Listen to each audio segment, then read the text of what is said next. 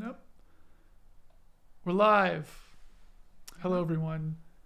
I'm just going to make sure. Oh, God, my Hello, audio's everyone. everywhere. Okay, I'm just muting all the places where I'm monitoring because I was all of a sudden talking to myself. Welcome to the second Cantata modding stream. We are happy. Welcome. Yeah, we're here. I'm Kyle, Kyle Cookstow. I am a creative director, project lead, programmer person on Cantata, and I'm joined again by Rogue. Hey, I'm Rogue Fong. I am developer person on Cantata at After School.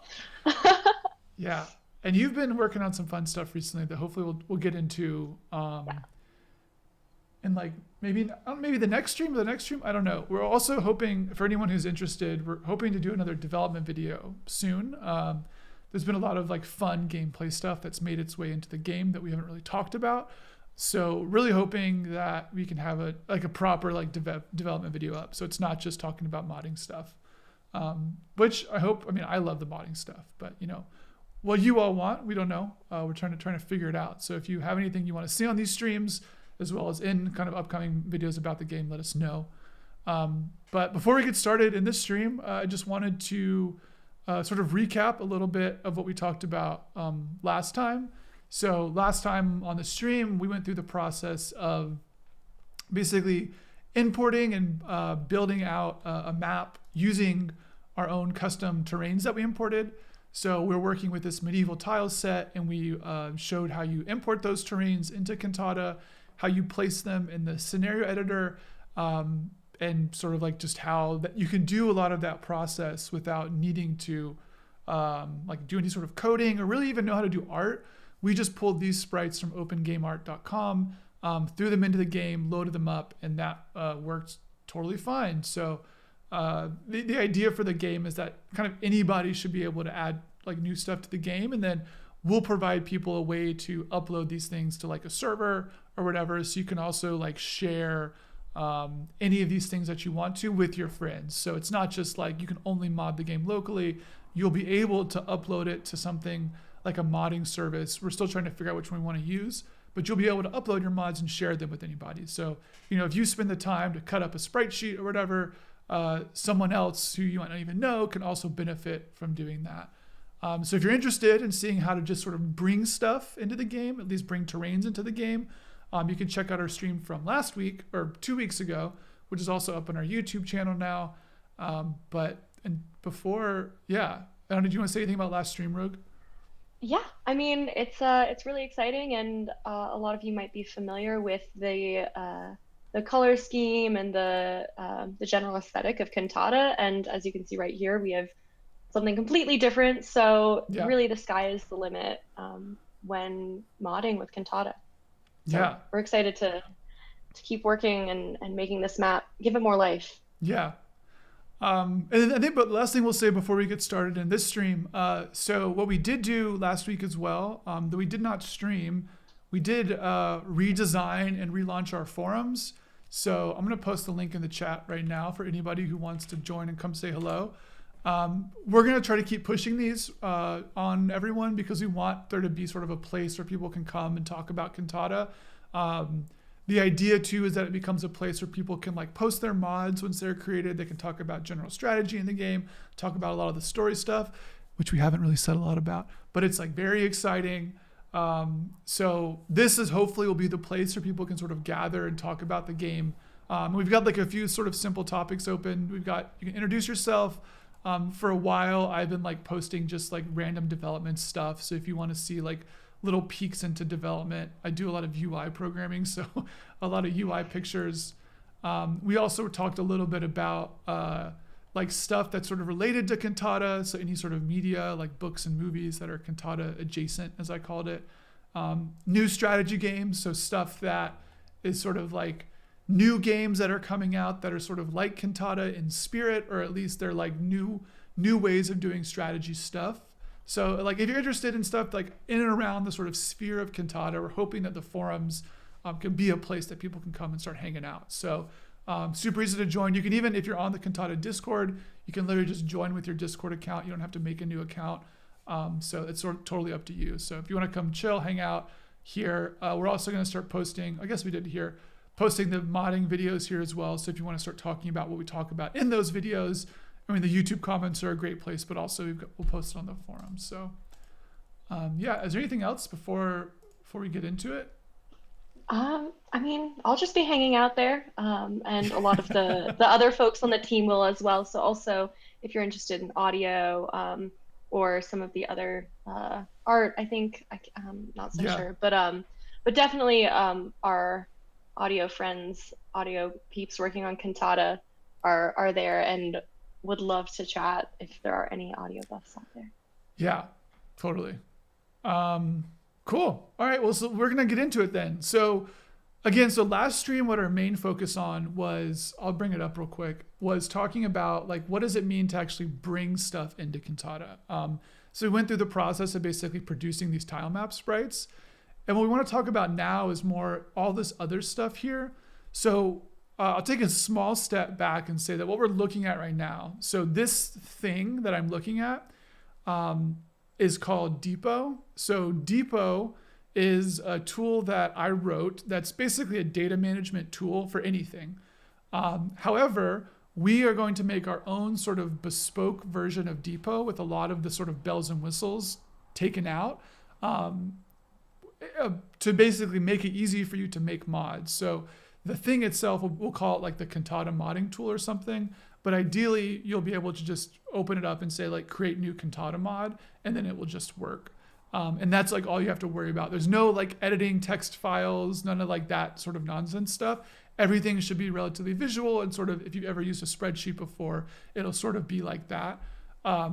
We're not quite there yet with kind of delivering the bespoke tools, so we're still using like Depot proper right now, but hopefully we'll be putting out like the modding tool somewhat soon, so people can start making stuff sort of more actively as part of the game. But so what we did since last stream, one thing we did do was that in the last stream we had this core mod, and this mod is basically how we at After School manage all the data for Cantata. So all of the data that we use for Cantata is literally in the same file format that you'll be using. And we, at the time, were just kind of stacking in new stuff into the core mod. But what I've done since last stream is that we've come over and just broken out that into its own mod.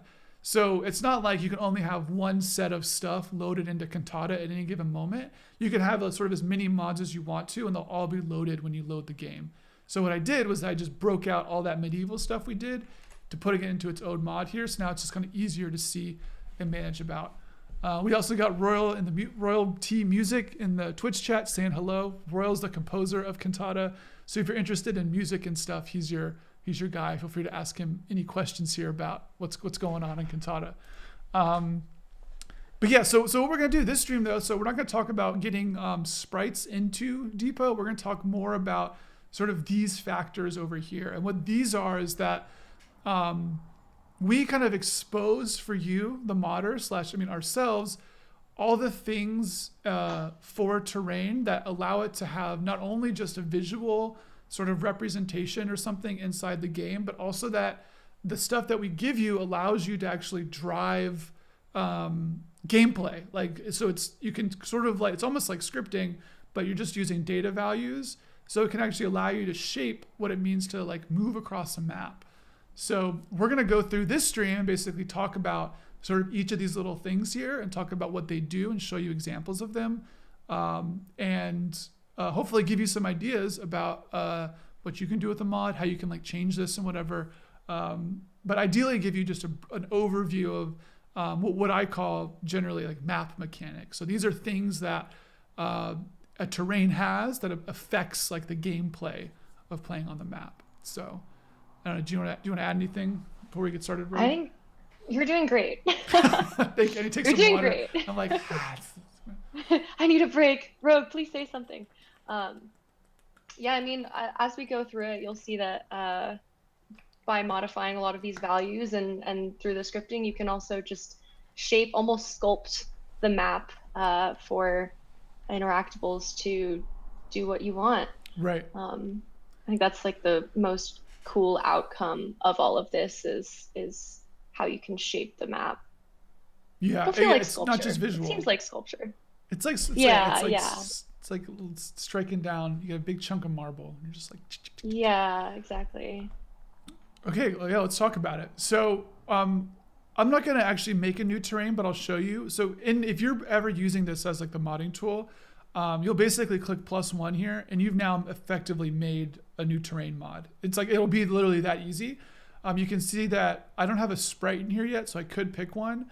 But what you'll see at the start is that all these values down here, there's default values for them.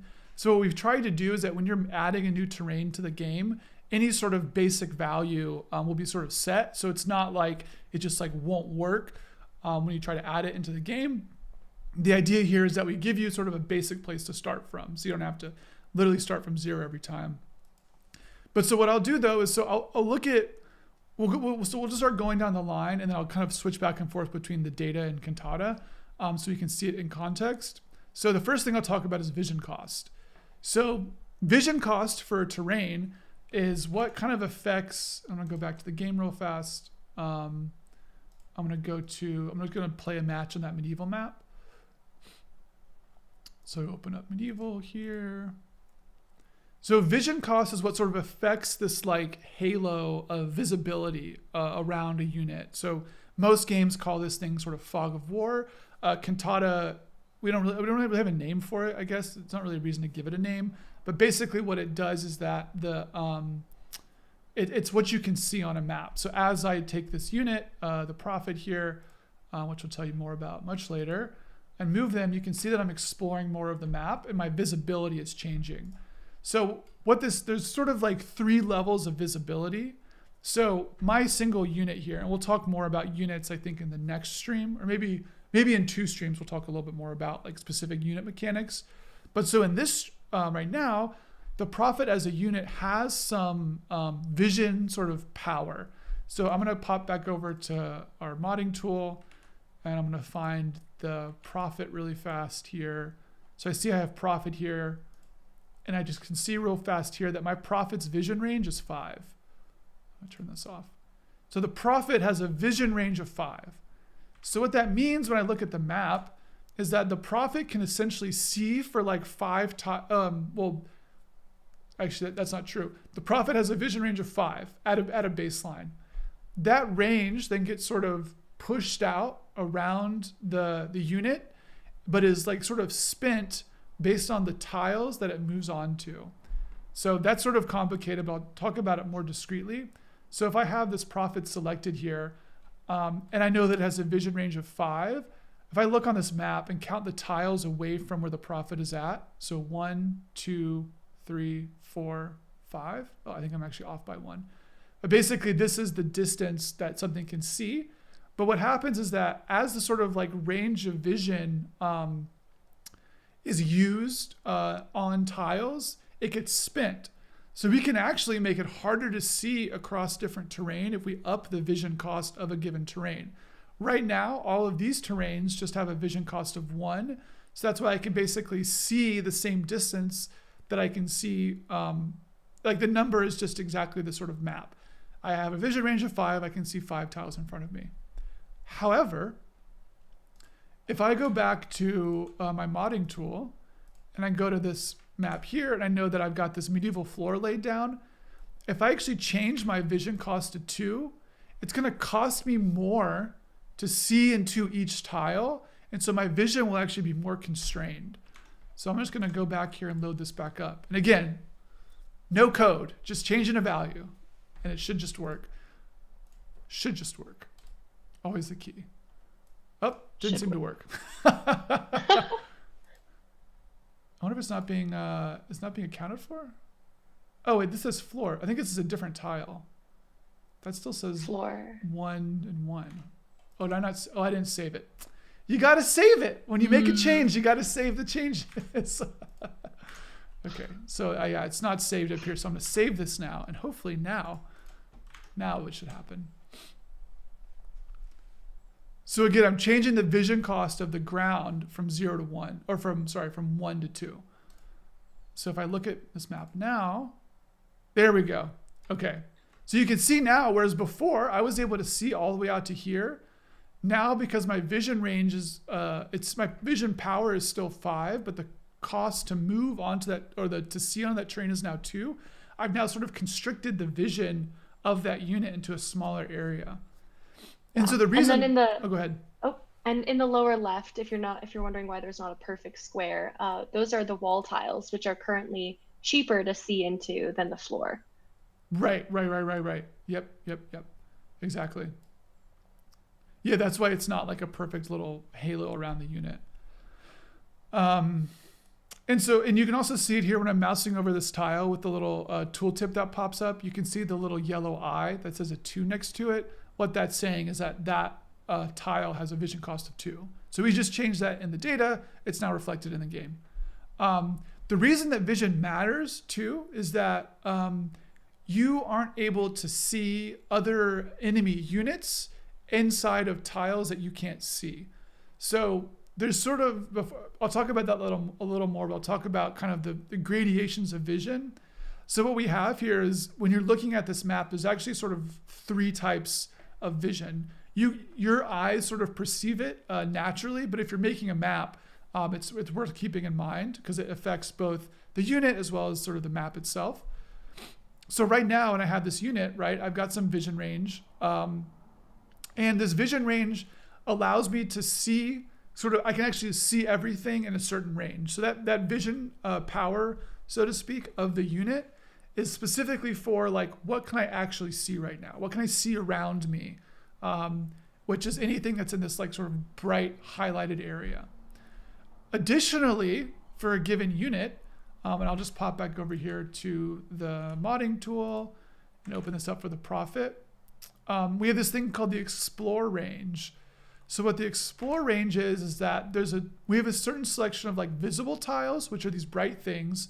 And then there's this other band around this unit that we call Explorable Tiles. So these are tiles where you're able to see the terrain just like you can sort of in your actual vision range, but you can't see anything inside of those tiles. So for all I know right now, there could actually be a whole army of people hiding out inside these tiles right now, but I don't know because I can't actually see into that.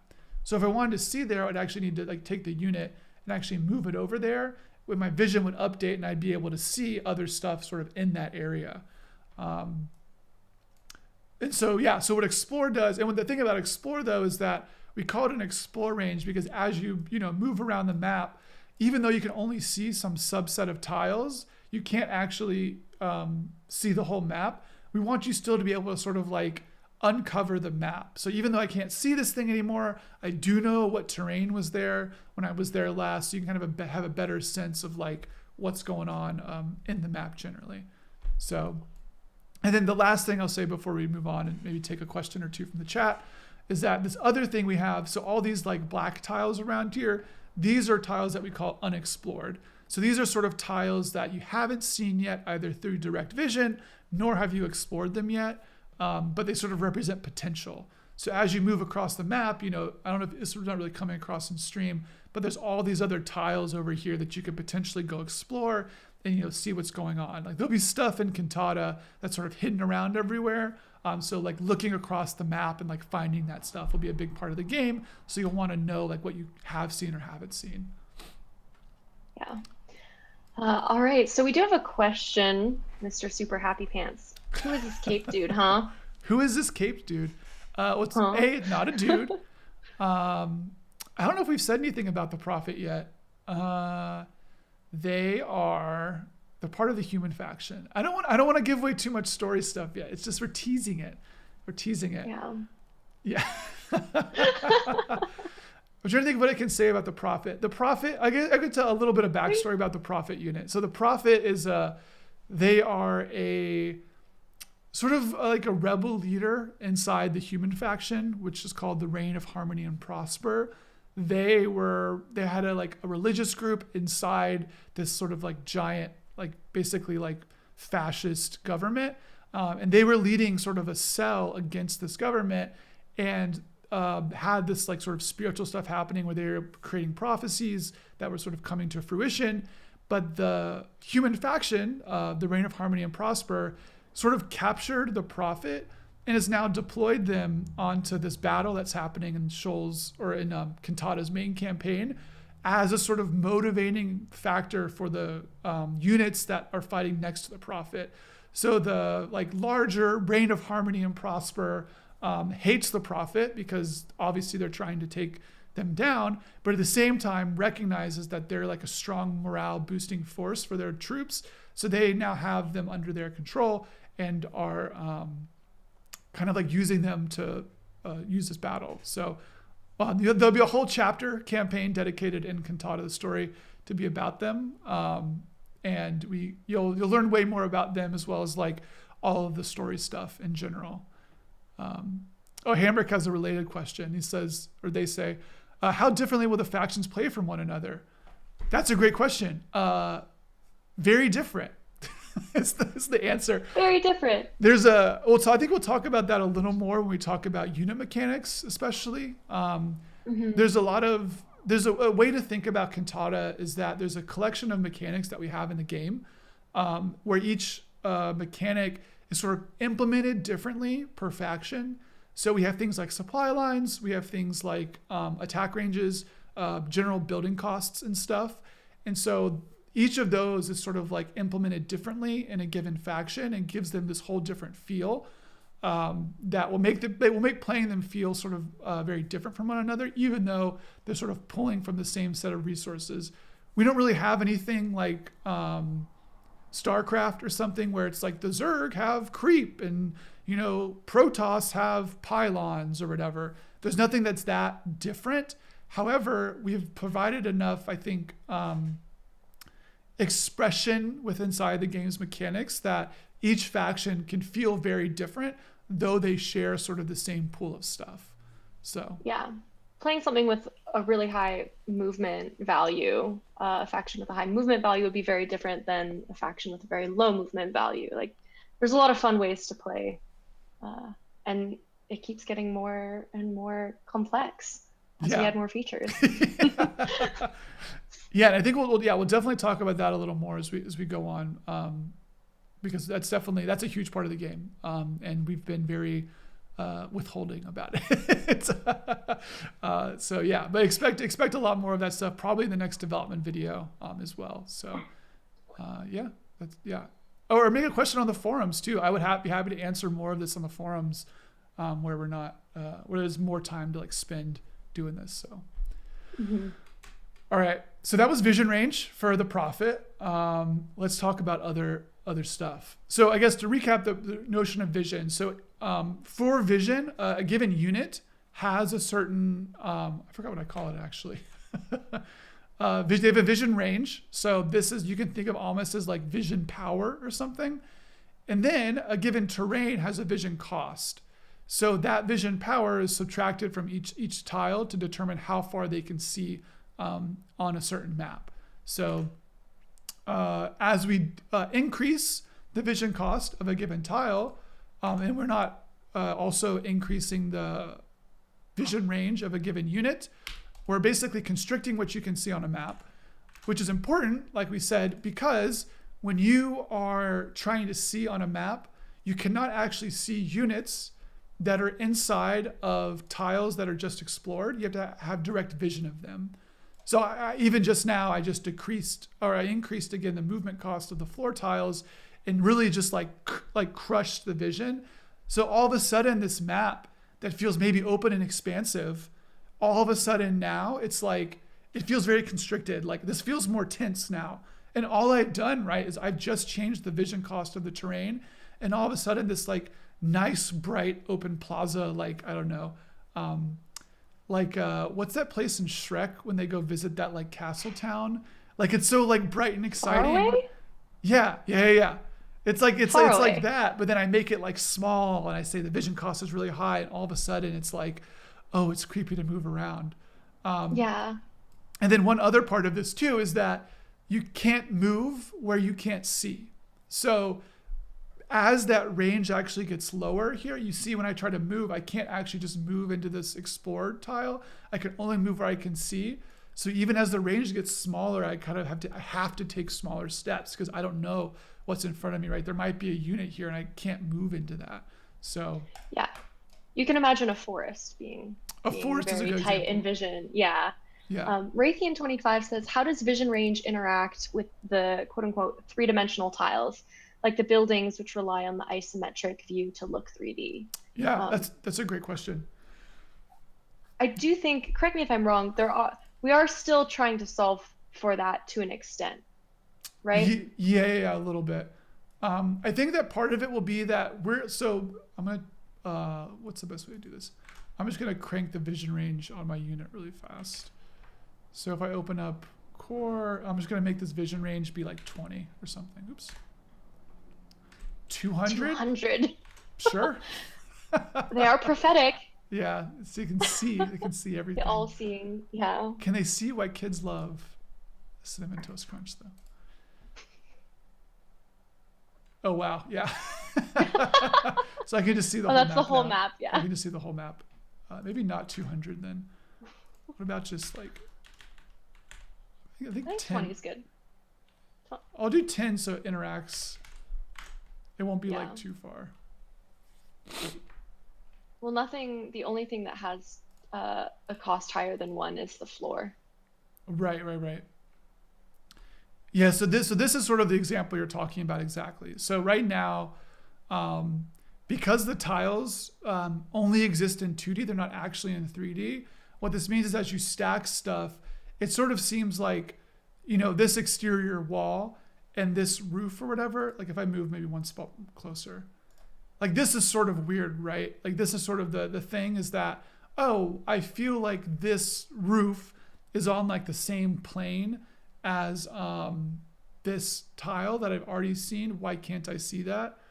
We're not sure. We're not going to do a lot of stuff like this in Cantata, the game, exactly. So I think a little bit of that will be up to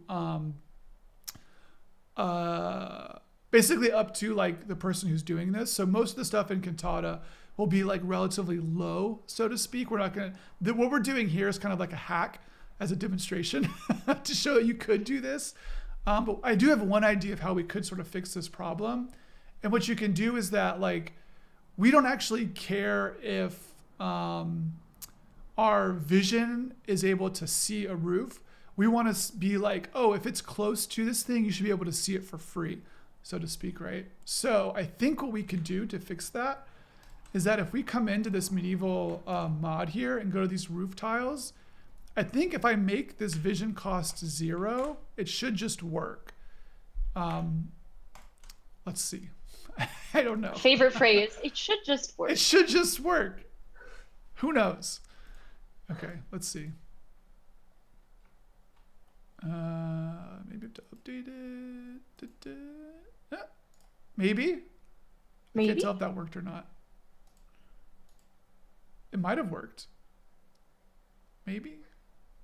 Did you bump the vision cost down a bit? Oh, on the roof tiles? Or Oh yeah, it's possible the rate. floor. Yeah. Yeah, so I'm gonna make this vision cost. We have this as 1, roof 0. Yeah, I'll move the profits vision back to just normal. What do we have it as before? 5. 5. Oops. 5. Save.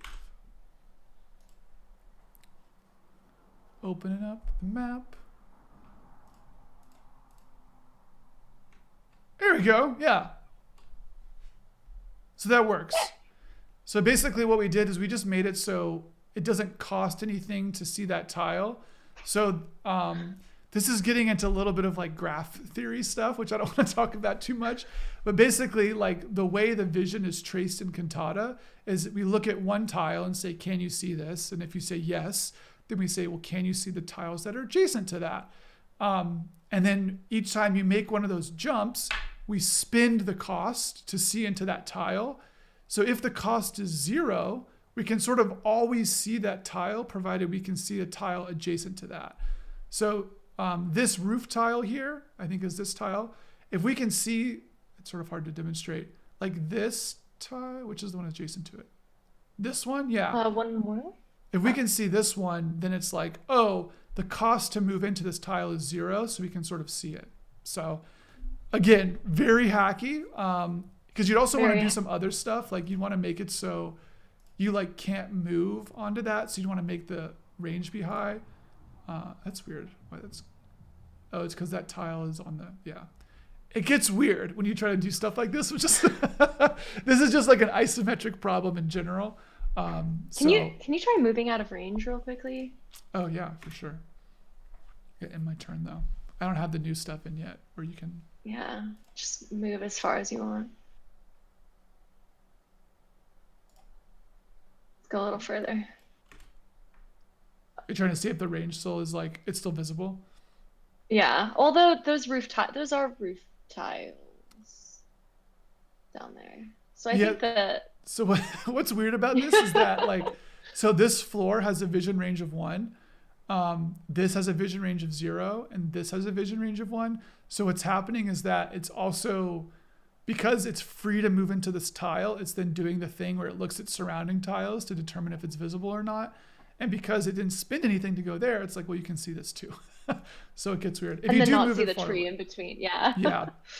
The So map gets Yeah, so you still like, because it's traced from the point of origin of the unit, it will be like eventually not visible provided you can't see anything. So I think if you're doing stuff like this, you're definitely taking a little bit, you're like really getting into the weeds of like doing weird stuff with Cantata. I think most stuff won't be like, and this is like what? This is almost as if it's like 4 tiles high. I think the highest stuff that will actually support in the game is like double height units. So we won't even really support double height building stuff yet. Maybe in the future, doing that stuff would be like totally great. We would use it in the game if we had access to it too. So we'll see. All right. That's Vision. what's next? Yeah. What's next? So much fun stuff. Okay. Go back to the medieval. Movement cost. Okay, this one is really easy. So we've basically been doing that as well. So movement cost functions effectively the same as vision cost. So if I look back at my profit unit here, I can see that my movement, oh, it's over here in aspects, move. It's got a range of 5. So just in the same way that there's a vision range, movement range is effectively the same thing. It says, you know, how much can I spend on movement? So if I go back to my map here, this is also reflected in the unit as well. So if I look here in the skirmish map, and I mouse over these tiles, I can see that this floor next to that blue arrow has a movement cost of 1. And then if I click on my unit here, I can see that they have a movement range of 5. And I can just mouse over these and see that. So that means that I can probably move 1, 2, 3, 4, 5.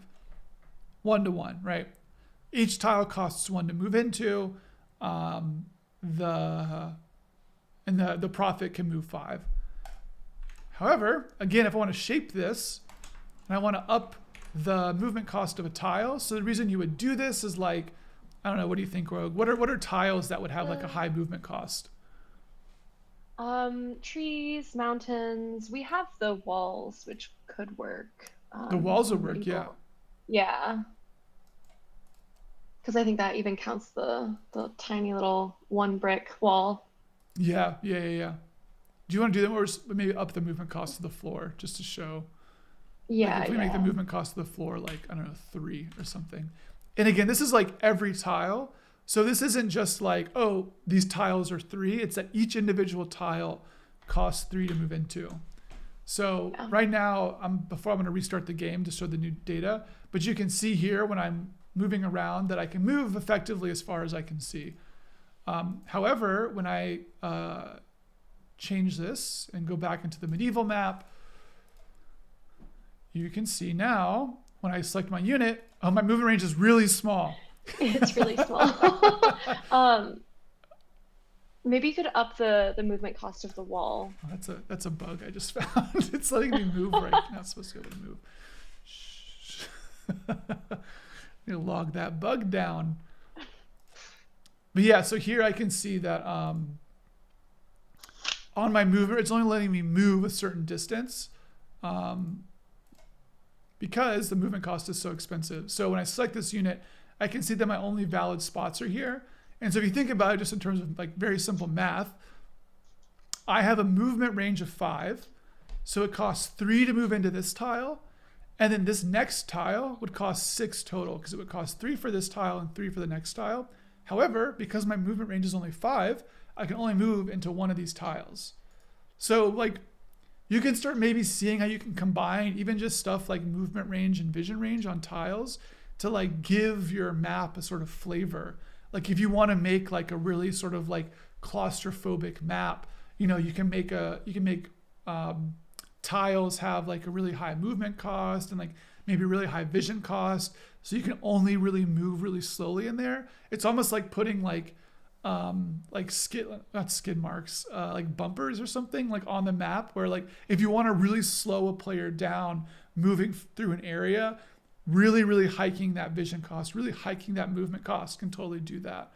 And depending on implementation, there are 2 ways to do this. You can either influence it from the map side, which is the vision cost and the movement cost, or you can influence it from the unit side, as in everything just can barely see anything. Everything has a very low range, movement range and vision range. So there's 2 ways to approach it, which I think lends a lot of flexibility depending on the map or the mod that you're trying to make.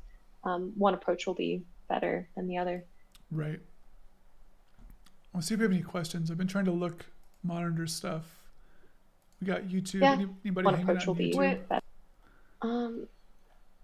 People chilling. One person, but it might be me. It might be you. It might be me. It might be one of us. That's fine. Yeah. All right, cool. So I'll keep moving on then. Also, thanks everyone for dropping by the stream today. We got a few viewers kind of hanging out, so thank you all for stopping by. Okay, capacity. This is a big one. This is like, I think this is one of the first ideas I had for Cantata. This is like a very old concept, but I think it's very potent as a concept. So I'm gonna show you first what this means in practice on the map, and then we'll talk more about it as a concept in the game. So when I go to this map here, I can see that my floor there's a little weight icon on the left side of that tooltip. It looks like you can see that in stream. I'm hoping that, maybe I'll just zoom it in really fast. So if I mouse over this, you can see that there's a 10 there. Better, yeah. So that's what that's saying, is that the capacity of this tile is 10. And I'll talk about that a little bit, but just the capacity is 10, okay? 10. So 10. So there's a lot of things that go into, in Cantata, determining if something can move into a tile. We just talked about movement range. We talked about vision range. Things can only move into tiles they can see. So, a tile has to be visible, has to be able to move into it, whatever. Capacity is sort of our system for basically allowing you to constrict what stuff can be moved into without having to have a lot of additional rules about that. So in traditional tactics games, or even strategy games, right, you'll have like, the way this usually happens is that units will have, some like description of their movement. It'll be like, oh, they're humans, or like they have treads, or they're flying, or something like that. And then when you're playing the game, you have to be like, okay, well, like this unit can't move into that because treads can't move into grass, but they can move into whatever. So there's this like matrix of like movement possibility stuff. For Cantata, I knew that wouldn't really work because of the modding stuff. Like if you're making a mod, I don't want you to have to think about any of that, or have to be like, oh, well, like I've got to use the weird sci-fi thing on this like World War II tank because that's the only property that says that I can move into terrains or whatever. So what capacities and its corresponding system weights are, which I'll talk about as well, is a way to basically dictate what can move into what in sort of an abstract way. And so what that way is is that so a given tile / terrain has a capacity. And what that capacity says is I can accept a unit who has a weight that is equal to or less than my capacity.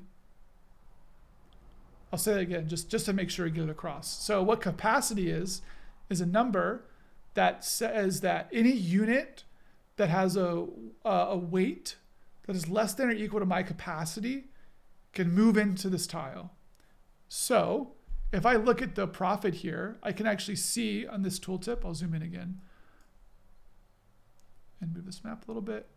I can see that it says there's a weight of 5. So this thing has a weight of 5, which means basically that any tile that has a capacity of 5 or more, I can move into. So I can move into anything, basically. So lower weights, theoretically more nimble. They can move through stuff, right? However, this system can also just be, it's just a number, right? So you can really easily start constricting stuff. So I'll give like a good example of like why something like this matters. And to do that, I'm actually going to pop back out to the map editor really fast. Oops, I'm way too zoomed in. So let's see. So what I want to do is I'm gonna mess up this terrain a little bit for a second. So I'm gonna grab some trees here. Oh, we've lost all of our snowy trees. Oh, they got broken out. No, where did the snowy trees go? I think Vitaly has. Those are my favorite. Axed, or maybe change the sheet of them. Okay, so imagine I've got like a big sort of section of trees here, right? I'm gonna also add in here. Oh, go ahead. You can see all of the vision updating in real time because the preview fog flag is on. Right, exactly. A tank. We have tanks in our game. Talk about that more. A medieval tank. A medieval tank. Beautiful. All right, let me make sure this works. So what I'm doing is I'm going to show you kind of why this system matters. Can I move this around? Yeah. Okay, cool. Okay, so imagine you have a situation like this in a game, right? You have a section of trees, and you have vision. They have vision cost and they have capacity. So I can see here that my trees have a capacity of 5. If I look at this tank here, I can see that it's got a weight of 3. So right now, I am able just to move into these trees. I could just go in here and then be sort of inside the trees if I wanted to be.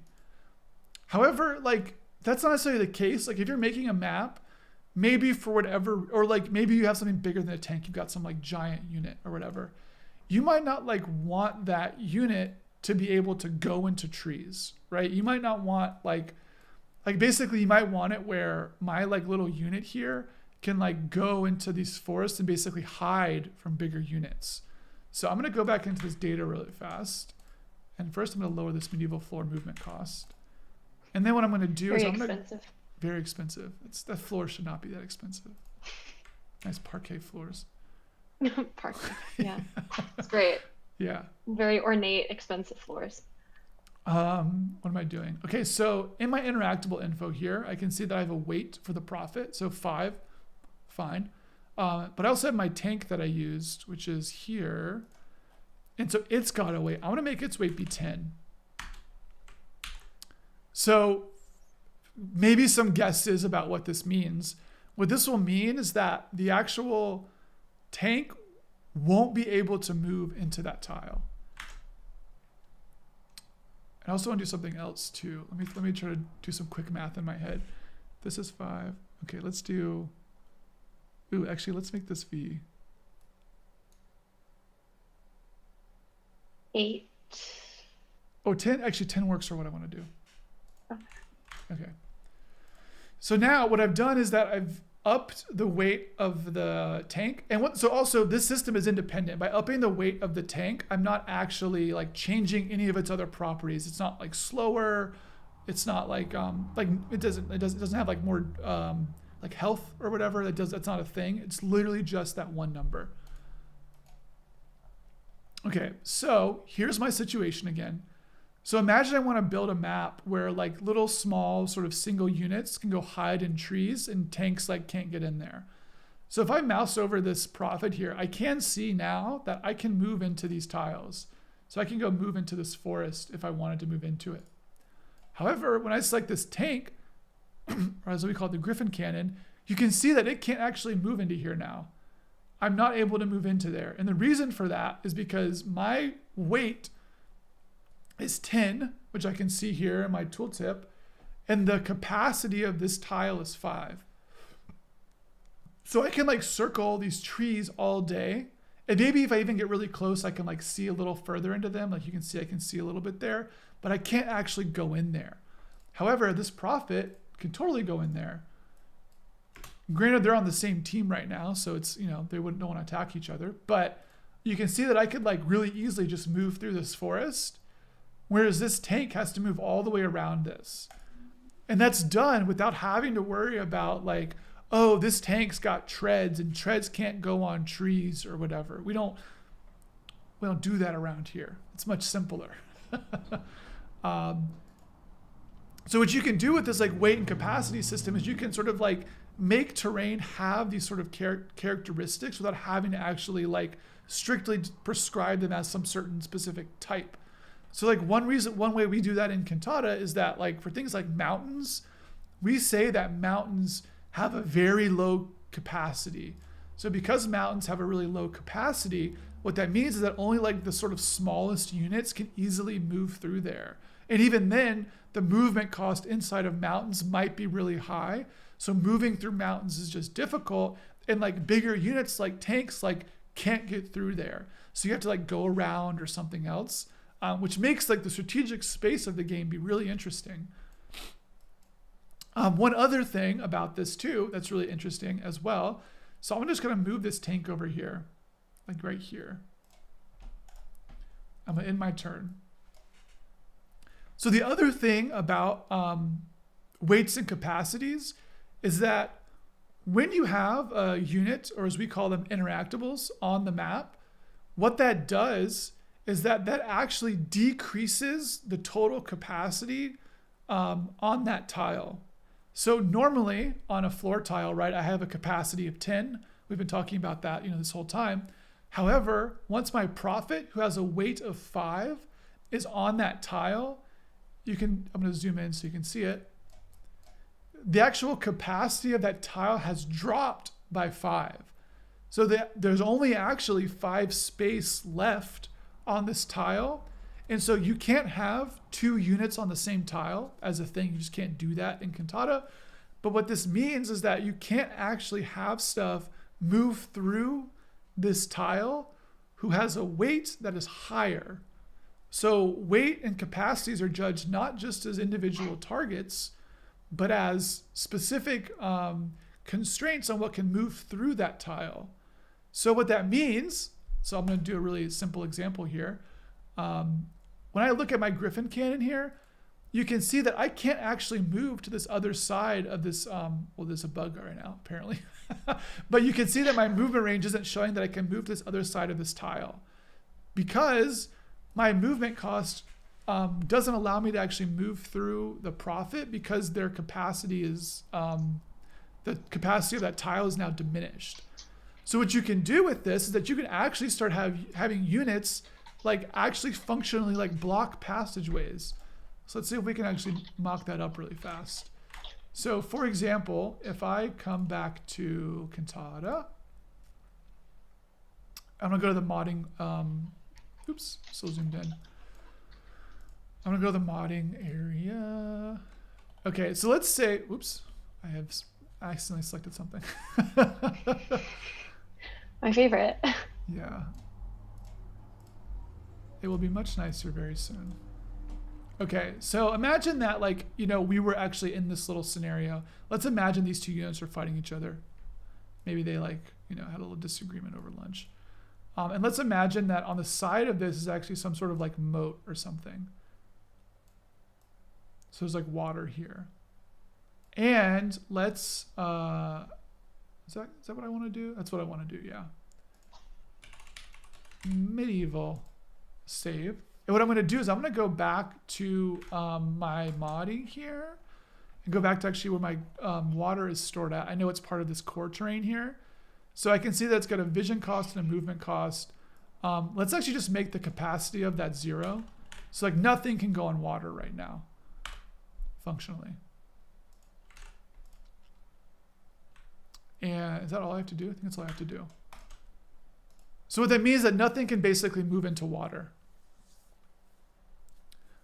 Raytheon asks, is there an undo button? Abras. I wish there was an undo. There's not an undo button yet. Hopefully, I think what we're trying to do is that stuff should be easy enough to work with, where you never feel like you're too far away. Like you shouldn't have the ability to necessarily obliterate a ton of your work, but save frequently. We might implement Currently, a proper no undo stack. Yeah. Undo inside of programming is very hard to do, so we'll see. Maybe there'll be an undo. I don't want to make any promises about that though. Nice to have, question mark. Nice to have. Filed under nice to have. Yeah. Okay, here we go. So. Aw, thanks. I believe in your abilities, says Raytheon. Thank you so much. Okay, so imagine that like these two units are fighting, and imagine that the goal for this tank is that it wants to get over to this building. So right now, because I can't move into water, when I select this, I can actually see that I can't move to the other side of this bridge.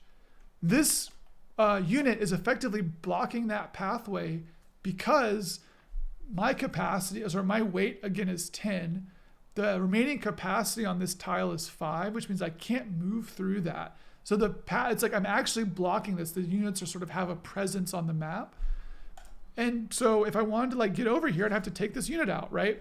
So you can really have like, you can create choke points and stuff like on the inside of the game, or like your mod as well, where you can have sort of single units have, you know, adjust the capacity just enough where they can like get through them. The opposite is not true, which is that, so the Prophet can't actually, no, can they not? Oh, it's because they have a, this costs 10. There's like this equal interaction between the two of them, because if there was a different tile, perhaps. Or we'll make the Prophet have a weight of 10, or a weight of 1 instead of 5. That would work. So, oops. I think that would 40. still mean that the Griffin Cannon could go tank through. is 10. It basically needs an open tile. Go ahead. What are you trying to do? Get one to be able to go across and not the other? Yeah. I don't think that's ever going to work. Oh, will it not work? Oh, this one could be 9. Yeah, the tank could be 9. I think the tank being maxed out at 10 is what's messing us up, right? Because that means there's one spot left. Yeah, but then that means the tank can move through the Prophet. It's like there's this equal and opposite reaction type. Oh, you're right. Yeah. Interesting. Interesting. Is that? Yeah, because A plus B is equal to B plus A. That's true. It's just math. It's just math. Well, we should think about Unless that. you had, if you put one tile, if they're like on different tiles and the capacity is different. Right. Yeah. That's interesting. It's like yeah. I don't know if I like that. I'm now like, should we change that? How do we change it? I don't know. Well, anyways, so the demonstration is basically to show that you can create choke points in the map, because when units have weights on tiles, what it makes it happen such that they actually decrease the overall capacity of a given tile. So what this means is that this tank again would have to take out this unit or like go around or something, which is really cool. So you can start like, again, like sculpting maps, like making stuff like have choke points and like anything like that, with just this weights and capacity system. So there's no like, again, thinking of to like maintain this like matrix of, you know, treads versus rods, or this one can like hover, but hover doesn't work on water or something. That's just like not a thing. really. So that's weights and capacities. With a twist that I didn't realize. With a twist. 10 minus 1 is the same thing as 1 minus 9. Yeah, I'm like, how do we... Because I think what would be good here is that if the profit can move Well, through we could also just make it such that depending on a certain capacity, lighter units could move through heavier units, but not vice versa. Just compare the weight of the units and after a capacity check. 8 to I don't know. Think about that. All right, moving on. We'll move on. Okay, Food for thought. We've got how many more? So we've been on doing this for about an hour now. We got there's only really flags, I guess. The flags is probably the biggest one. We can talk about these other ones kind of quickly. So again, a lot of this stuff is sort of, I think a lot of the core mechanic stuff is not going to change. Some of the arrangement of the things inside this tool are happening. So if you're watching this video like 2 years in the future, and I hope people are modding Cantata in 2 years, the layout of this stuff might be different, but I think most of the concepts will still be here. So we have this ability in Cantata where you can basically bind sounds really easily. So here, when I click this placement sound, I'm basically bringing up a list of the sounds that I might want to use for placing this tile. So I can just select these, and what this will affect is that what the sound that actually happens when I place something. So we provide like a large, I think you'll be able to effectively, I think this is actually, are there not more sounds? Oh, this is the medieval sheet. Okay, that's why. You'll basically be able to select, like, I think probably like any sound in the game for this. So if you want to make it like really weird when you place your terrain down, that's like totally possible. But all you'll do, you'll just select it here and it'll make that sound when you click it on the map. The name, so this is actually sort of interesting. So this is the name that actually appears in the game for this terrain. So we talked a little bit last episode about how you can sort of like spoof having bigger sprite sheets than we allow by just keeping the name the same. So you could imagine that. So I've got these things here called like medieval floor, medieval wall, even like exterior. I've got exterior 1, exterior 2, but I call them both exterior wall. And so what happens in the game is that when I actually mouse over these, even though these things are from separate terrains, so to speak, they're like surfaced mechanics in the game, of which there are capacity, vision, weight, and like the sprite in the name, make them look like the same thing. So here, this is an exterior wall. This is an exterior wall. Those are actually separate terrains. We just made it so that their characteristics are the same inside of the mod and their name is the same. So while the ID for a terrain has to be unique, the actual name of it doesn't. So the name can basically be a way to really group stuff. So like if you want a good reason to do this would be like, I don't know, there's like a set of grass or something and you want to like give someone the ability to use grass, whatever. And you make a mod that's got like, 6 different entries for like tons of different types of grass. You can call those like Kyle's Cool Grass 1, Kyle's Cool Grass 2. But then the name could just be grass. So then all of those just look like grass, which is just an easy way to sort of combine stuff together. So you kind of build out where it doesn't, so it's not like every single unique terrain has to have a unique name, which would be really annoying because then it's really hard to combine stuff together. So I expect that people will sort of start to gravitate around certain names for things, like ground, trees, so Mountains. How that works with like translation stuff, I'm not sure about. We'll have to figure that out maybe. But generally, yeah. That one's easy enough. Okay. Getting near the end here. So Tilemap Config. So what this is basically a, these are fields that you set on the terrain itself that dictate how it's imported. So these actually don't have really gameplay implications. What these are tell Cantata how to interpret the sprite sheet that you're uploading. So this sheet, for example, has 8 sprites in it. So I have 8 sprites here.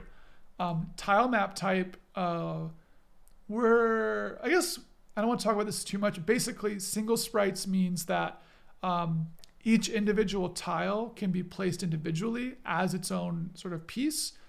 Bitwise is sort of hard to explain right now, but if you know what auto tiling is, we do support sort of a basic form of auto tiling. So if you've got your sprite sheet in this very specific format, you can have it where it's more of a proper brush.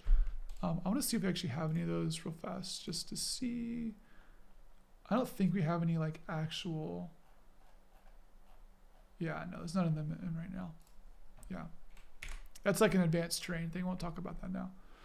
And then hero index. So this is the actual tile that appears for. I actually don't know what we use hero index for. Oh, I think hero index only matters for if it's animated. So what animated does is that what it'll do is once you won't. So if we said that this was animated, actually, let me see what happens. I don't I don't know what's gonna happen. This might be really weird. I make this say it's animated. So what this will do is that so I'll tell you what it should do. So what it would normally do is that it basically takes all the sprites and the imported tile sheet. And then based on this hero index here, so this is 0, which means that it's this top left tile. That's the representative tile when you place this thing down. And then what it will do is that once that's placed down, it will just play through all of the sprite tiles. Actually, I disabled animation right now because I'm working on it. So what it'll do is it'll play through all of them. So you can actually have animated tiles. So the water can like flow, grass can move, trees can sway, all that stuff. And it will just play through those. I'm working on this right now, which is why animated is actually disabled and why the water looks totally static. Generator config. So we don't really, Cantata is not trying right now to do something where we have like a really awesome map generator. Right now, we're way more focused sort of on handcrafted maps. In the future, maybe we'll look more to do a proper like generated map thing. But for now, this is just some general info that dictates how this thing should be used when the map is first opened in the scenario editor. I would say by the time you're actually using this might not matter. It doesn't even really matter if this is in here. You could like turn it off and totally ignore it and just use the terrain like normal. These fields aren't required. Specifically. I'm going to skip over flags and talk about profile really fast.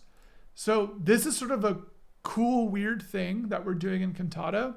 So what you can do for a given terrain, and this is also related to sound, is that a given unit, when it moves, has some sound that it emits. So if I go back to, I'll save this again.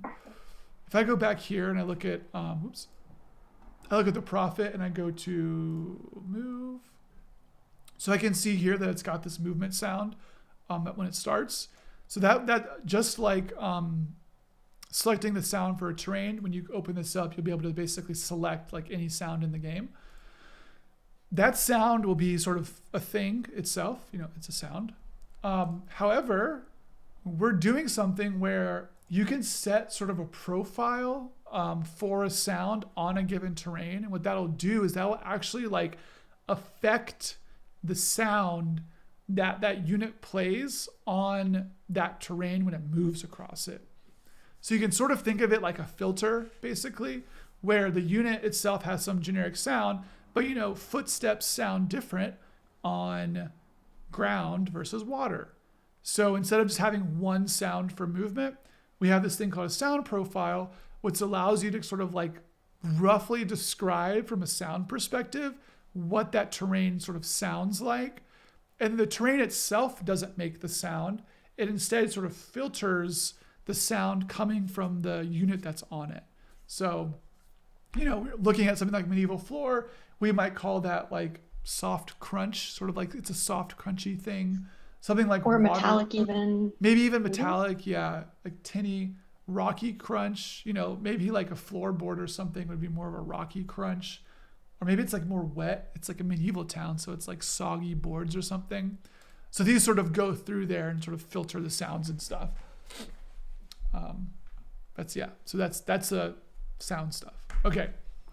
Last thing we'll cover for this video, and then we'll probably wrap this up, is terrain flags. So before I said that we don't want you to remember like treads versus hovercraft versus tall legs versus short legs for like determining if something can move across a terrain. This is a place where you can actually do that. So the reason being, we do still need some of this to work for very specific edge cases. So I'll give you like an example. So I'm going to go back to my game here. And I'm going to go to the modding place. And so here, I'm going to place this unit here, which is like a flying airship thing, right? Now I'm going to reload my map. And so Rogue, what do you think should happen when I move an airship across water? I think you should be able to move over water. Because it's flying, right? It's flying. It seems like you should be able to move across water. I agree. However, when I load this up, if you remember before, inside of our mod here, we said that terrains, water, we gave it a capacity of 0, right? This unit here has a weight of 5, which means that even though it's a flying unit, it actually cannot go on the water because the capacity system still applies. What the heck? Oh boy. What? Goodness. If only we had a way to make that happen. So using stuff like weights, capacities, and movement costs, there's actually not a way to get that air unit to be able to move on water. Because when you change the properties of any of those, I love that emote is great. Yes.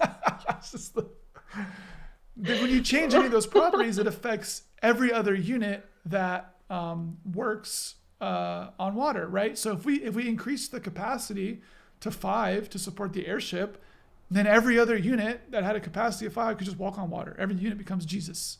We don't want that. Every unit is not Jesus. I'm trying to think, does Cantata have there is kind of a space Jesus in Cantata, actually. So we don't want that to happen. That's bad, right?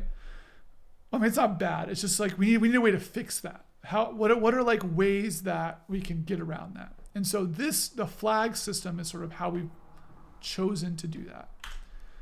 So terrain flags here are basically a system of flags that you can set on a given terrain that tell it what properties it has, basically.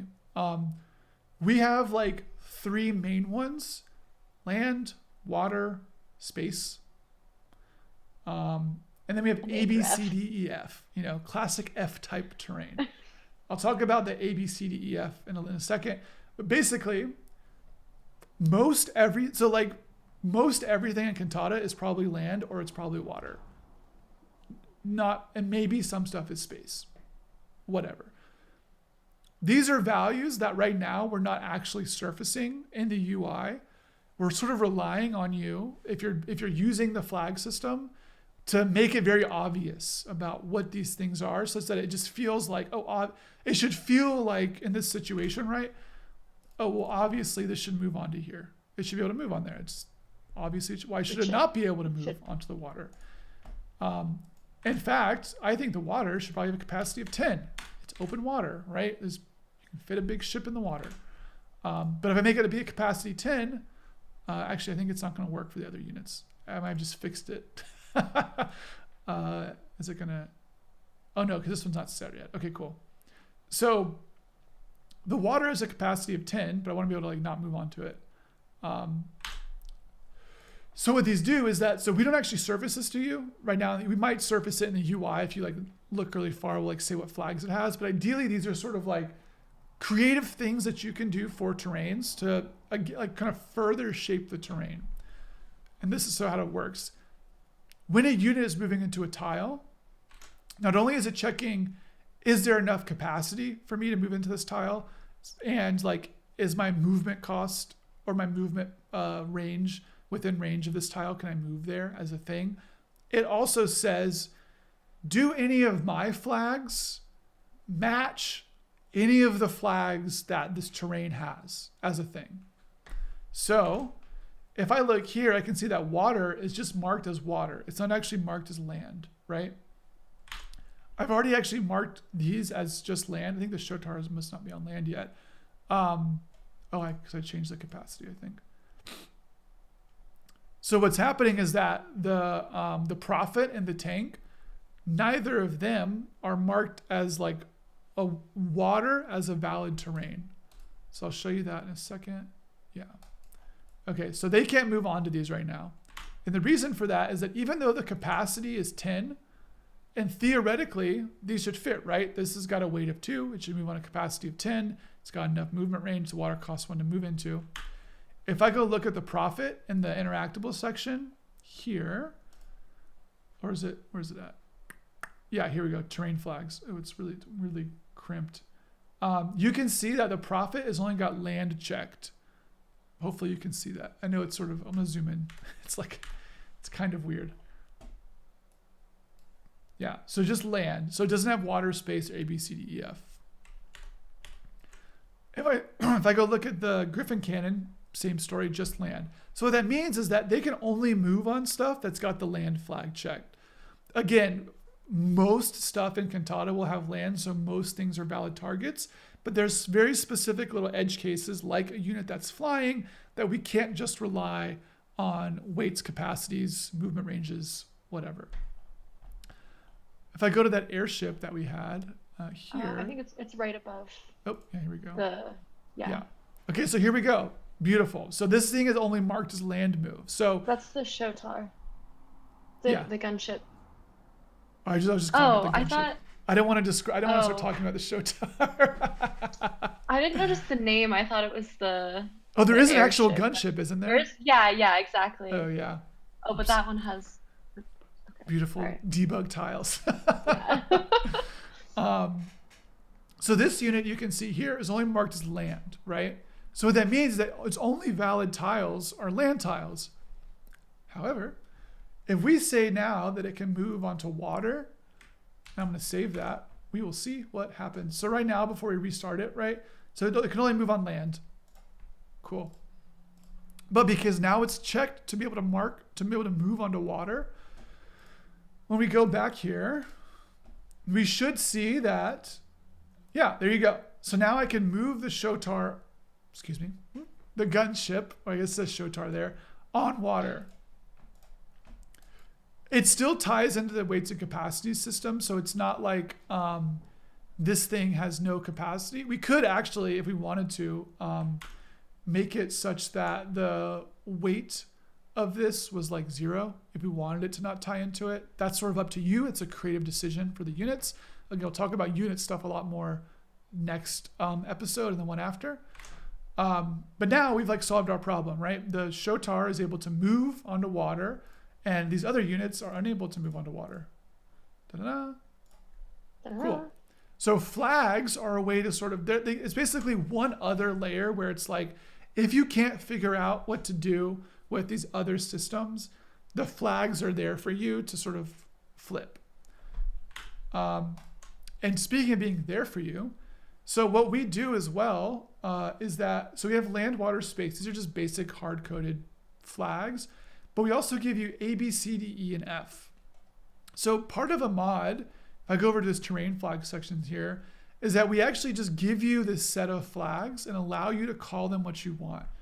So for like A, that's the dream, I don't know, B or something, what we'll do is that you can basically use flag B and call it something else. And then in the game, that should appear as that tile type. So in the case where we do start surfacing this stuff in the UI, you're not just bound to like land, water, space. Like maybe you're making like a, I don't know, maybe you want to do, oh, go ahead. Racing game? The racing game? Yeah, and maybe Yeah. like Turn-based maybe racing game. you want to have it where only like cars can be on the racetrack, right? And that racetrack is like some weird first party type. You're like, only cars are on racetracks, nobody else on racetracks. You could do that with flags by making this be called like racetrack or something and assigning all your racetrack tiles or yeah, all your racetrack tiles, the racetrack flag, and then assigning all of your cars the ability to be on racetrack, and nothing else can be on racetrack. So, but it can still use the capacities and weight system. It's just this other thing.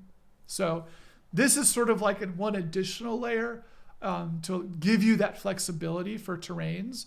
So with like weights, capacities, vision range, movement range, and flags, ideally you can sort of have the selection of using the system how you want to use it, and hopefully like not really feeling constrained. Like it should feel like there's enough stuff there where you can sort of use it how you want to use it, and make your own weird thing and not just be constrained by our system.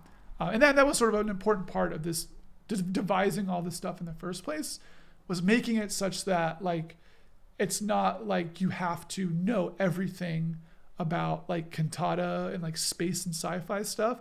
All of these numbers are more abstract. It's like capacities, weights, vision, whatever. It's like general strategy game stuff that's not so tied to like our sort of permutation of how we're using Cantata.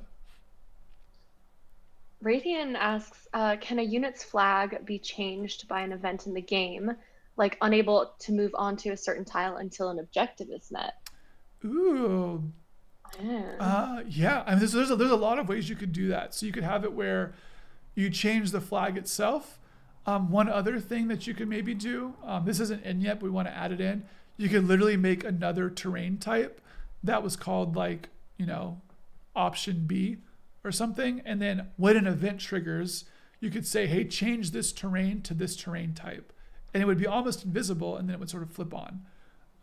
So if you wanted to sort of make it where you could chain stuff together as like things sort of turning on and off, you could do it through terrains, you could do it through interactables, you could sort of do it through any specific like way you'd want to do it, whether that's changing the terrain itself. You could make it where you're adding something there, you're like destroying something that was blocking it or whatever. We've talked about before, like having units that can change their actual internal structure. So maybe there's a unit that you make that starts out as something like a tank here, and then through completing an objective, it becomes flying. And so once it becomes flying, you actually want to give it the ability to move onto like water and stuff like that. So yeah, I think there's a lot of possibilities there, some of which are implemented and some of which are not. But the goal for us is, especially like building this stuff, is that if people have requests like that and they're not in the game yet, we're just like, yeah, we'll put it in as part of an update. There's no reason that the system is built such that it can easily accommodate new stuff like that. So if that's something we need to add in, like, yeah, we can just, throw it in there. Yeah. Yeah. Do you want to add anything before we wrap it up? Who, me? Yeah, you. I don't know. I'm feeling pretty good. Do you want to tease? You want to tease some of what you've been working on for all the stream watchers, listeners? Just talk about How it. should I tease? Oh yeah. So something that is suspiciously absent, perhaps suspiciously absent, is some kind of storage or inventory system. And if you've been looking on the forums, Kyle has been working on some UI for storage, and the ability to load and unload interactables, also given some kind of, it will tie into these metrics that we've seen with the units, like the weight and stuff. But you can even imagine perhaps a situation where there is an island and you have to load a bunch of units into some kind of airship to move them from an island. But very exciting. Yeah, we'll be getting a loading and unloading and storage system. Is that tease enough, or is that that's did a I good just tease? spill all Yeah, the beans? I think that's a good tease. No, I think we'll show it. I think we'll probably, so the next stream is we'll talk about importing interactables. So like the last stream where we talked more specifically about importing terrains, we'll talk about importing interactables next stream. And the stream after that, we'll talk more about interactable mechanics. That might actually be like a two-parter. That mechanics, and there's a lot of stuff going on with these are interactables.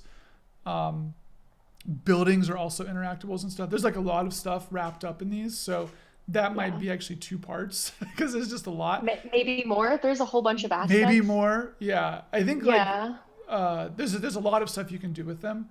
So yeah, maybe we'll talk about that. We'll still see when storage gets in there, but like definitely look forward to that stuff because that'll be like that's really the bread and butter of Cantata is that stuff because it interacts with everything else. So yeah, definitely. I mean, the storage stuff. Hopefully, we'll talk about it. If we don't talk about it within 2 streams, I think we will probably be doing a stream or a development video. I don't know if it'll just be me again. Maybe it'll be me and Rogue talking about like some of the new gameplay stuff in the game that we've been working on. It's like very cool, as well as just even talking about this. Like I don't think we even talked about still loading stuff in yet as a proper development video. Yeah. So yeah, I mean, I guess like goes without saying. Thank you all for watching once again. Again, if you want to come hang out, new forums, they're beautiful. New forums, yeah. Look, I spent so much time in CSS. It's great. Thanks, Hamrick. Hang out. Yeah, thanks for chilling out, Hamrick.